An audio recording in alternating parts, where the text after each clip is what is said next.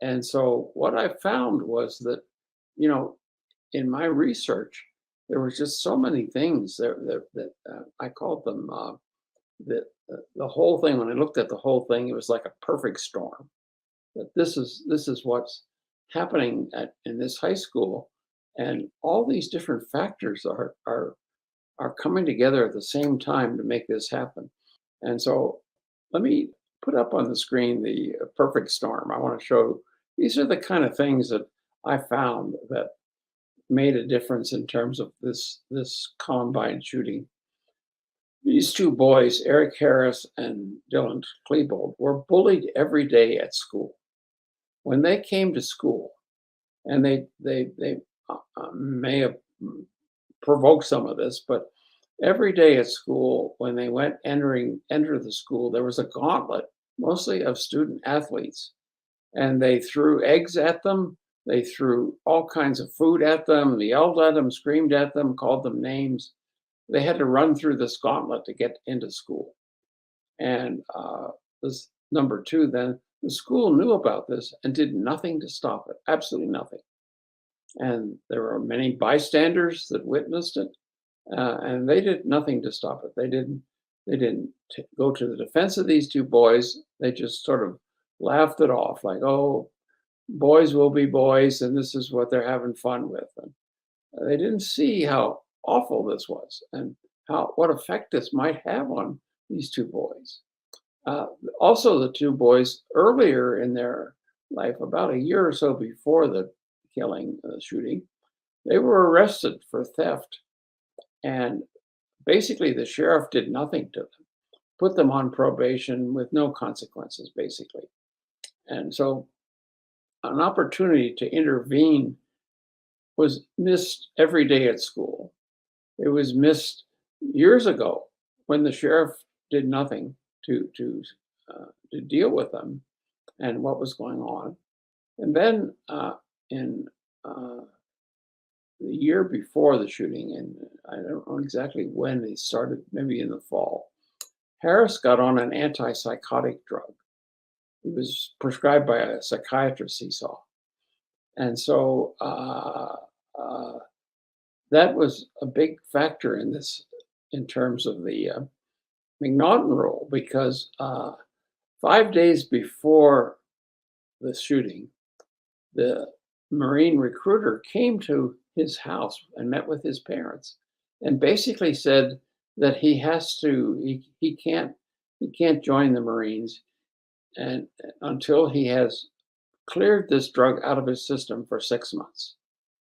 And he was devastated because his whole plan after high school was to enlist in the Marines, and he was really excited about that. And suddenly his dream was shattered. And so what he did, without reading the label on the bottle of pills he was taking, he went cold turkey. He stopped taking the drug immediately right after the recruiter left. And that's the worst thing you can do, because you need to titrate off this drug. Or if you do, it says right on the label, if you go cold turkey on the drug, it can cause psychotic behaviors. I mean, it says that right on the label. But he didn't do that because of his strong desire to get free of this drug as soon as possible so he could join the Marines.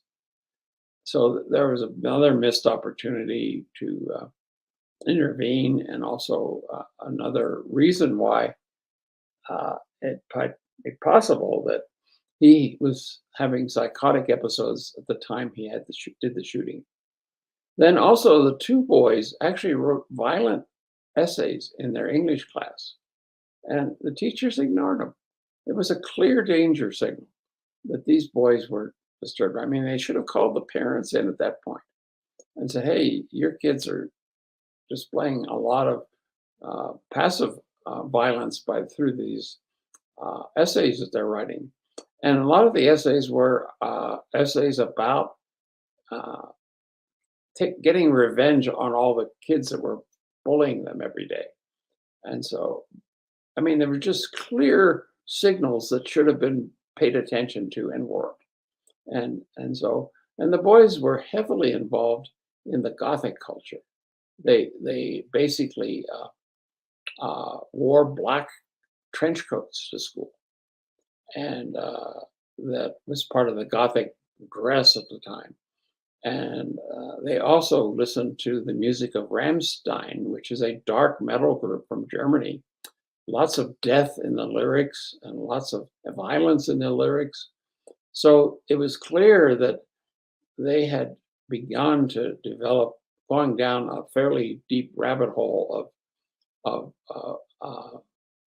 basically leading to a culture of total almost nihilism and also total violence.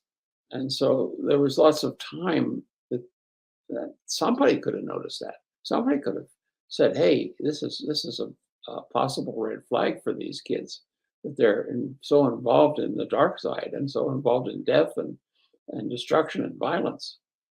So the other thing that happened then was they built their weapons in the basement of their home. Now, any parent that would be at all attentive to what their teenage boys are doing or would have certainly noticed that, but they didn't. The parents completely ignored and had no idea that they were putting together weapons to use to shoot up the Columbine High School. And they also stored their weapons and ammo in their bedroom.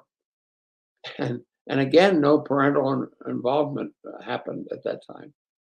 And then finally, the day that they went to Columbine High School to kill these people, shoot up the place, they had their weapons in their backpack, and the butt of the gun that they used stuck out of the backpack. And they went right by their parents, and the parents didn't notice. So, I mean, it's like so many opportunities to stop this from happening, to prevent it from happening, were there. And I looked at all of them, and I thought, my God, this is probably a very typical way that this kind of behavior, this violent behavior, is handled. It's ignored, and people see it. They may laugh at it. They think, oh, these guys are just, trying to get attention and not have any kind of long-term effects on them. But certainly in some of the writings that Eric Harris did and some of the writings that Dylan Klebold did showed that these boys were extremely affected by the bullying and the put downs that they experienced every day at school, and nobody came to their defense. Nobody came and said, "Hey," nobody protected them from what was happening, and so they basically took everything into their own hands and decided that they're going to shoot up the school, which was a last resort. I mean, I'm a therapist. I also train school counselors. A good school counselor could have talked to them and maybe also seen that they needed some help. They needed some help in dealing with their violent behaviors, but that didn't happen either. So anyway, it's clear that this was like a perfect storm. All those things happening at the same time with the same group of people, the same two boys, and the result was a huge school shooting at Columbine on April 20th, 1999. Every April 20th, there's some kind of a remembrance in the state here in Colorado of, because Columbine High School, it was in Littleton, Colorado, and it's about maybe 60 miles from where I live. And I was asked after the fact to uh, present a program that might prevent this from happening in the future, which I did. And we were going to really install the program not only in the high school, but in the elementary and middle schools in that district. And unfortunately, they decided not to do that. And instead, they had collected a lot of money. A lot of people sent in money after the shooting. As often happens, is they had a fund that was created to handle all those funds. And mostly what they used them for, which was good, I can't fault them for that, is they used them to provide counseling for the students and faculty to deal with the post-traumatic stress they had during the shooting. And so it was really there was a lot of money in this fund and could have easily funded this program, but again, the school people just didn't see how they didn't want to see how they contributed to this, and they didn't want to have a program that was designed to correct some of their behaviors uh, be installed in their school district. So it was some denial, and there was apparently a panel of people who decided how the money was spent. But I mean, our program that I had, and I'll talk a little bit about what that is. It's called the Kind and Safe Schools Initiative, and it's one that I've developed and have used in over 700 schools around the country. And we were modifying it a bit for the district's needs, but it was pretty much the same program.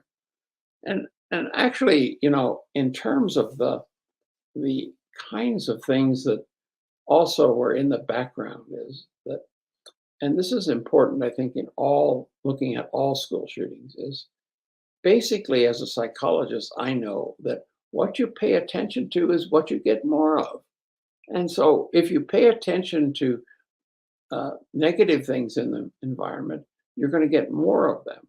And sometimes you need to pay some attention to them, but basically, if you paid attention to pro-social behavior, you would get more pro-social behavior in the school. That was my hypothesis after, looking at what B.F. Skinner said about how what you pay attention to, you reinforce inadvertently and then get more of that. And I saw many examples of that. Right after Columbine, there was the biggest and the most prevalent way that people handled it was a no tolerance policy. So if anybody had any kind of behavior that scared people or that caused some problems, they were immediately kicked out of school. And that was how they dealt with it. And it surely did not solve the problem. First of all, second of all, most of school violence is not caused by school shootings. It's caused by everyday bullying and put downs that students have to deal with. In my research, I researched in elementary and middle schools mostly, because they were the ones where the issues were more prevalent. And what I found was that most students, average student, receives about 30 put downs a day. I mean, that's a negative experience. And certainly that does not lead them to feel safe and comfortable at school. And even teachers would participate in these. They would add in put downs of their own. So it seemed as if there was a culture of violence that had developed in the school toward it was like peer violence. And then also about 80% of kids reported that they had been bullied in some way during the time they were in school. And actually, the statistics are that about 10% of the kids who drop out of school is because they don't feel safe. And they drop out for safety reasons, not for any other reason. Because they're being bullied and they're being put down, and the school's not doing anything to protect them. So the teachers, the school officials, in trying to figure out how to deal with this, they went to some extremes that didn't really solve the problem. Like they put in metal detectors. Well, that only took care of those people coming from the outside and did not take care of the day-to-day kind of pure violence that was occurring in their school. They totally ignored that. And so it really became very clear to me that in order for kids to learn in the school, there are two things that have to happen. And if these aren't there, it's likely that the learning is going to be affected. The first thing is they have to feel safe. And back in 1950, James Coleman did a report for the Department of Education. He was a professor at University of Maryland. And one of his key conclusions was exactly that, that the most important thing for schools to do to increase and provide an atmosphere for learning was to make sure that their schools were safe. And if you didn't have a safe school, learning was affected greatly.